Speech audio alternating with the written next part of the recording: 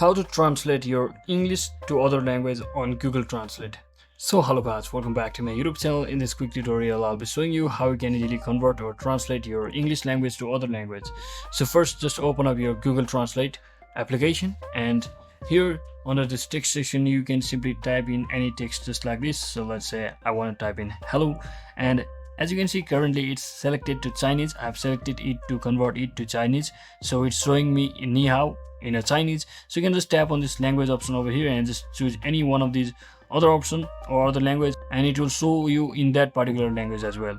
So that is exactly how you do it, guys. You can also find out the definition or exclamation of that particular word.